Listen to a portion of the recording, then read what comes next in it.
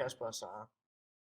Vi har taget udgangspunkt i figur 4.4, som er en skematisk oversigt over fasen i overgangen fra kapitalisme til kommunisme.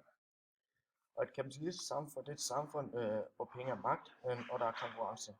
Det er altså et samfundsøkonomisk system, der er baseret på privat ejendomsret og markedsøkonomi.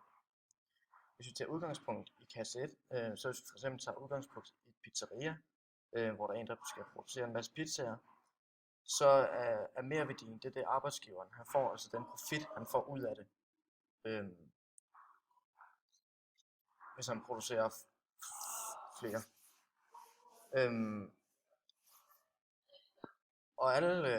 Og for at der skal være konkurrence, så er folk nødt til at investere for at kunne konkurrere med de andre, så der også sælger pizzaer, og det hedder investeringstvang. Og dem der så ikke investerer deres profit, det vil så føre til, at de er nødt til at lukke deres virksomheder, fordi de bliver simpelthen udkonkurreret ved ikke at investere den profit, de har fået.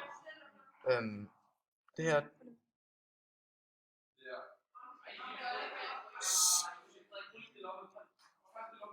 klæder larmen, og det vil så blive udkonkurreret, hvis man ikke investerer. Og hvis vi ser på næste kasse, så vil det her føre til monopoldannelser. Det vil altså sige, at på et tidspunkt så vil der kun være en tilbage, der er altså en, der kommer til at kunne bestemme alt. Det her det vil så føre til, at lønnen kommer til at blive presset i bund, og der kommer så til at ske en overproduktion.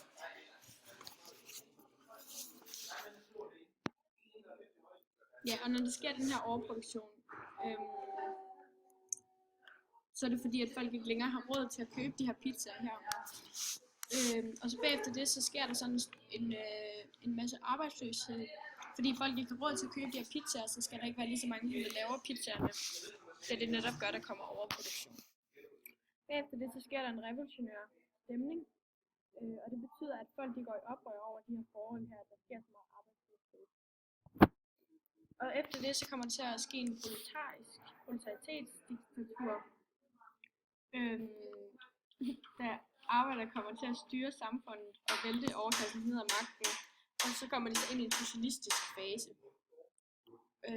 Og efter det, så bliver staten bortvist, da underklassen vælter staten af magten.